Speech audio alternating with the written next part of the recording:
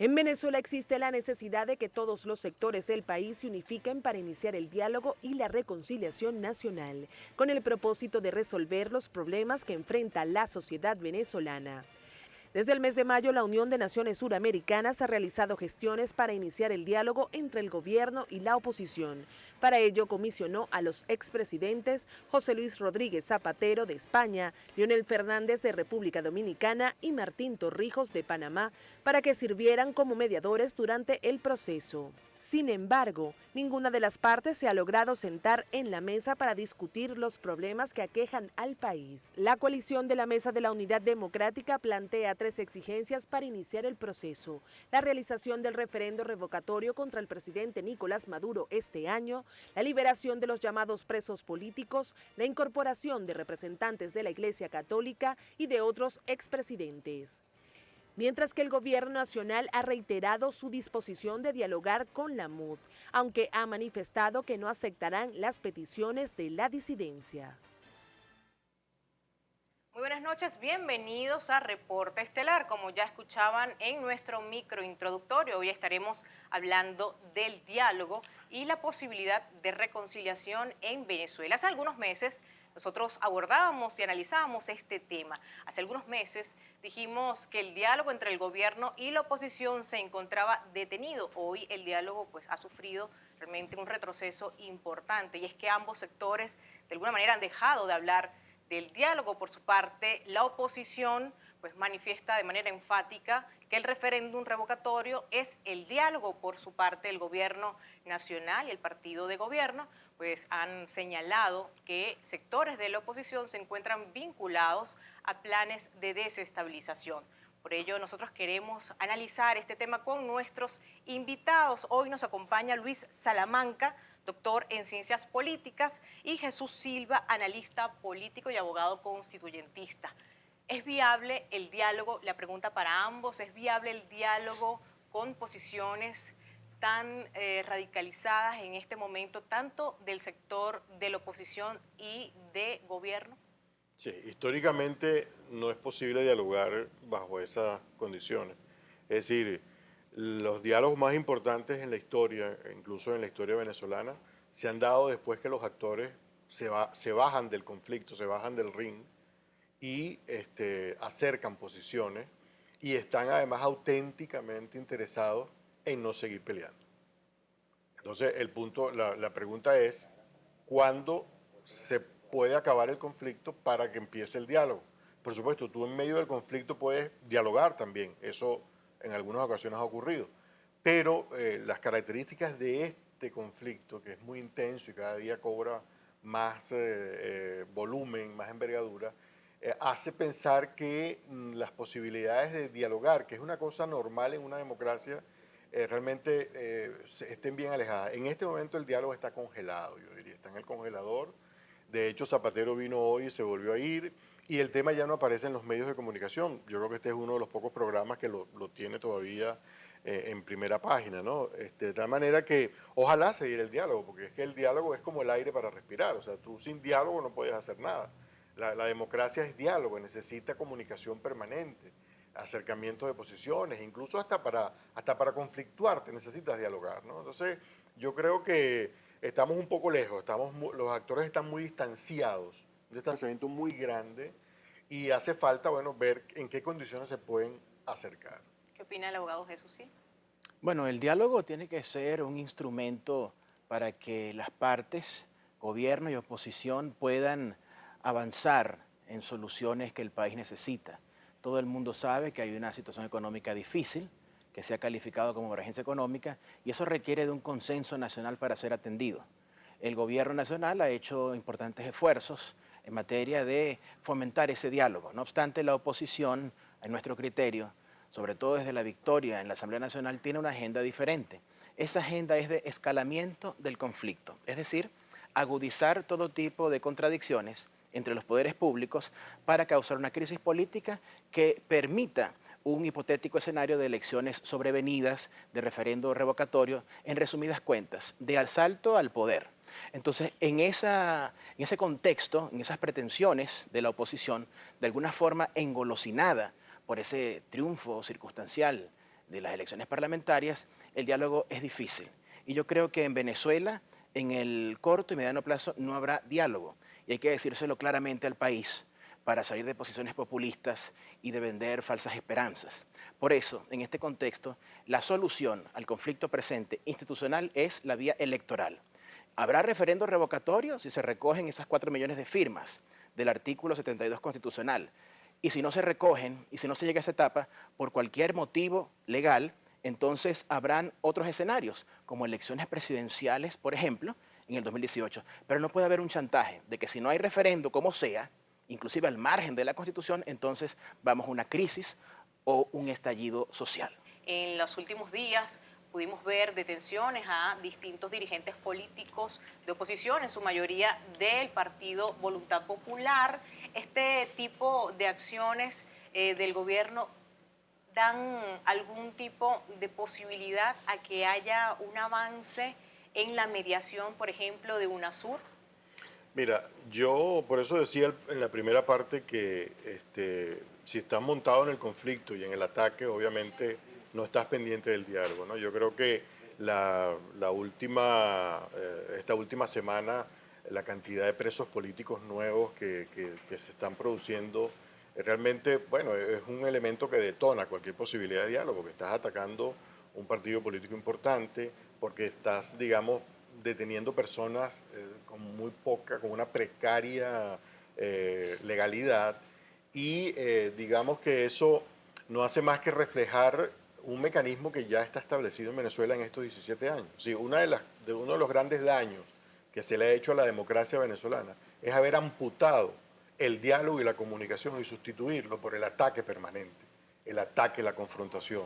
Entonces, evidentemente los actores juegan su juego, pero hay que sopesar bien las responsabilidades. Es decir, el que tiene el poder, el que tiene el gobierno bajo su mando, es el más responsable. Es decir, y además en el caso venezolano es muy claro a lo largo de estos años cómo ataques de todo tipo contra todo tipo de sectores han provocado esta situación que estamos viviendo. Obviamente los otros tampoco son muchos y también han respondido. Y eso lo que ha llevado es a una dinámica absolutamente confrontacionista de la cual el gobierno no se baja.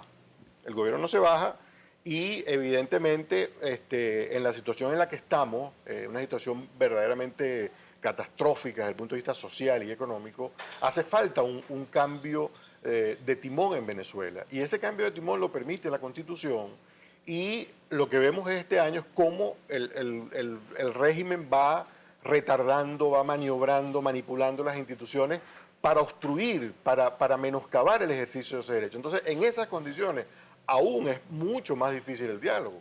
Ahora, el margen de maniobra que tienen los comisionados por la UNASUR para poder avanzar o por lo menos propiciar esta posibilidad de diálogo en este momento, cuando de alguna forma ha sido desestimado estas acciones por parte del sector opositor. ¿Qué margen de maniobra le queda aún a UNASUR para poder mediar entre ambas partes? Ese margen de maniobra, Melissa, es estrecho, en virtud de que el diálogo se tiene que construir con la colaboración de dos partes, gobierno y oposición. Y del lado de la oposición calificamos una poca colaboración, una contumacia, una rebeldía, el ánimo de utilizar la Asamblea Nacional como una plataforma para escalar el conflicto, como lo señalaba al principio. La Asamblea Nacional, desde que asume esta nueva mayoría, la directiva, ha planteado destituir al presidente de la República, destituir a los representantes del Poder Judicial, a los magistrados, a los rectores electorales. Es decir, ha planteado decapitar el resto de los poderes públicos. Y en ese ambiente, en ese estado de cosas, es realmente improbable que se gesten las condiciones necesarias mínimas para ese diálogo. No obstante, en ausencia de que la oposición colabore con el diálogo, está un régimen constitucional, que no va a ocurrir lo que, por ejemplo, hemos presenciado en Brasil, donde se cometió un golpe parlamentario y se destituye sin pruebas a Dilma Rousseff, presidenta de Brasil. En Venezuela, el Parlamento está sometido a un control constitucional establecido en el artículo 335 de la Carta Magna, que establece como máximo intérprete de la Constitución a la Sala Constitucional del TCJ. Asimismo, quiero advertir que no se puede calificar de inocentes o culpables a personajes políticos que estén sometidos a investigación por la preparación, la probable preparación de actos terroristas. El Estado tiene la facultad de investigar y de prevenir hechos de esta naturaleza. Y si establecemos una estadística de las marchas convocadas por gobierno y marchas convocadas por oposición, observamos que en ninguna marcha del gobierno se han producido eventos de violencia, mientras que en los últimos meses, sobre todo desde que inicia el periodo presidencial de Nicolás Maduro, las marchas de la oposición en su mayoría han detonado en heridos y en muertos. Por eso la peligrosidad de una convocatoria donde los principales actores políticos opositores saben, por estadísticas, por números, que esos eventos resultan en unos escenarios fatales. Eso no contribuye con el diálogo y de ahí el llamado a una rectificación y a tomar la senda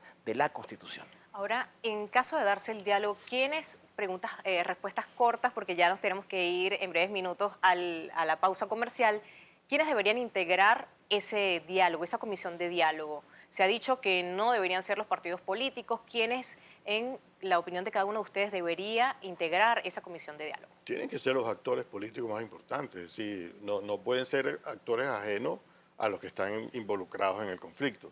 Es decir, Rómulo Betancourt, Jovito Villalba y Rafael Caldera tuvieron que hablar en el 58 y eran ellos los dirigentes más importantes. Sí, ahorita en Cuba, la FARC, con sus máximos dirigentes, negoció con el gobierno con sus máximos dirigentes. Sí, tienen que ser los actores fundamentales. No, tú puedes tener allí, digamos, expertos, asesores, colaboradores, intermediarios, árbitros incluso, pero obviamente el peso lo llevan los actores. ¿Está de acuerdo, Jesús Silva? No, y así como estuve de acuerdo con Luis en la dificultad del diálogo, difiero en el sentido de que la fórmula de diálogo entre gobierno y oposición está agotada. Se ensayó en el año de las guarimbas terroristas y fracasó. Y de ahí para adelante ha sido fracaso en fracaso. Yo creo que un diálogo descentralizado, donde participen movimientos sociales, el poder popular, el poder comunal, puede darle un nuevo enfoque a ese diálogo y de alguna forma reducir la polarización, que no solamente se manifiesta en cúpulas de gobierno y oposición, sino en la sociedad venezolana, que no puede seguir en este ambiente de constante crispación y confrontación. Y precisamente en aras de ese diálogo, quisiera saber la opinión de cada uno de ustedes con respecto a involucrar en este conflicto a instituciones como el Tribunal Supremo de Justicia, como la Asamblea Nacional, que empiezan a formar parte, de alguna manera, de esta disputa, de radicalizar un poco cada una de las acciones y de la postura. ¿Sienten ustedes que está bien que estas instituciones estén incorporadas de esta manera? ¿Cuál debería ser la actitud y la postura de cada una de ellas para propiciar el diálogo? Mira, una de las cosas que en la coyuntura actual ha afectado la posibilidad de diálogo es la manera como el gobierno, el TCJ y otros poderes han asumido el triunfo de la oposición el 6 de diciembre.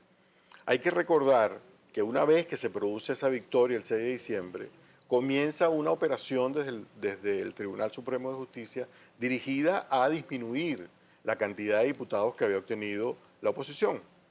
Eso abrió otra veta de conflicto y después se ha encadenado con una cantidad de decisiones del Tribunal Supremo de Justicia que prácticamente genera un récord Guinness en materia de inconstitucionalidad de prácticamente todas las leyes sancionadas por la Asamblea Nacional en estos meses, ¿no? Entonces, evidentemente, llega un momento en que la Asamblea Nacional dice, bueno, mira, yo tengo que hacerme respetar porque yo soy un poder soberano, es decir, yo soy un poder electo popularmente, mientras que los miembros del tribunal son designados por este poder legislativo.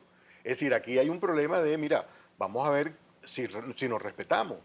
Entonces, obviamente, esto hace que el conflicto se haga mucho más fuerte.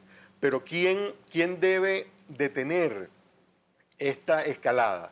Tiene que detenerla quien está tomando decisiones que anulan o pretenden anular al otro poder. Nadie puede pretender en una democracia que un poder legislativo esté en el trastero de la casa, esté en el maletero del edificio. O sea, el poder legislativo es el primer poder en una república. Entonces, obviamente, En la medida en que tú lanzas una estrategia dirigida a limitar, a obstruir a ese poder en algún momento te va a decir, mira, un momento, y es lo que está pasando ahorita, ya hemos entrado en una nueva etapa del conflicto poder legislativo, poder judicial. ¿Por qué? Bueno, porque ya la Asamblea empezó a responder a los ataques del Poder Judicial, del TCJ. Yo creo que la estrategia política de la Asamblea Nacional de desconocer al Poder Judicial es una estrategia incorrecta. La oposición ganó un espacio político importante que es el Parlamento, pero a partir del instante en que se desconoce el valor de las sentencias judiciales que tienen su base en la Constitución y en el artículo 335, que establece expresamente la Sala Constitucional interpreta la Constitución, cuando da ese paso es un paso de insurrección. Y lo que se había conquistado por la vía de los votos, de alguna forma se anula, porque ahora tenemos una Asamblea Nacional impotente. Primero, porque se está integrando con un quórum falso de unos ciudadanos que no son diputados porque están sometidos a una sentencia provisional de amparo que evita que avance el proceso de proclamación. No son diputados y hasta que no se resuelva la cuestión judicial, esa presencia de estos ciudadanos en el quórum de la Asamblea vicia de nulidad absoluta sus discusiones y sus resoluciones o sus decretos de ley o leyes que ellos presenten. Entonces es un paso, a mi juicio, incorrecto, es un paso de torpeza, es un paso de ansiedad política, de generar un conflicto de mayor escala buscando esas elecciones sobrevenidas. La vía para que haya diálogo y acuerdos depende de respetar la Constitución. Hay un poder judicial que tiene base en la Carta Magna y eso tiene que ser atendido. De lo contrario, habrá una etapa de desgaste político para la Asamblea, porque el tema no es que hayan sentencias que anulen leyes, sino por qué tenemos por primera vez en la historia, por lo menos desde la Constitución vigente en adelante, 99 en adelante, una Asamblea que produce semejante número de leyes inconstitucionales. Las sentencias de la Sala Constitucional del TCJ no es el problema. Esas sentencias son la respuesta al intento por violentar el régimen constitucional. Nos quedan 30 segundos. El Sí, diálogo... Yo tengo una posición completamente distinta a la que ha expresado el colega acá, ¿no? Es decir, para mí son diputados y todo el mundo sabe que una vez que el CNE ha proclamado a un candidato como ganador, el candidato ganador entra en posesión de una condición nueva, que es la de diputado, con inmunidad parlamentaria incluida. Y para despojarlo de esa inmunidad parlamentaria, tú tienes que hacer un procedimiento judicial que no es el que se está haciendo. Es decir, ellos tienen que mantenerse en sus cargos y si hay algún vicio en su elección y se demuestra, se desproclama, ¿verdad?, por el CNE o por la sentencia, se desproclama y allí se va a nuevas elecciones. Ahora, ¿qué ha hecho el TCJ? Los mantiene en un limbo.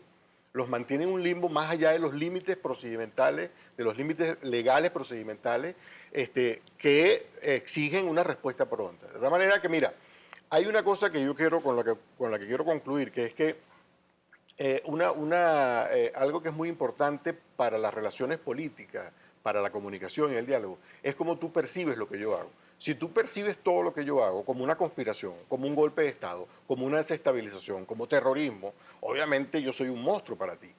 Y sin duda tú vas a buscar aplastarme. Ahora, yo tengo también el derecho a defenderme, porque yo estoy haciendo todo dentro de la constitucionalidad, dentro de la legalidad. Es decir, a mí nadie me ha demostrado en una de estas sentencias del Tribunal Supremo ningún elemento de inconstitucionalidad de una de las leyes. Y si fuera así, perdóname un segundito más, si fuera así, la idea no es que la ley muera en el TCJ. La ley es que la idea es que esa ley sancionada se devuelva a la Asamblea Nacional para que corrija la inconstitucionalidad presunta.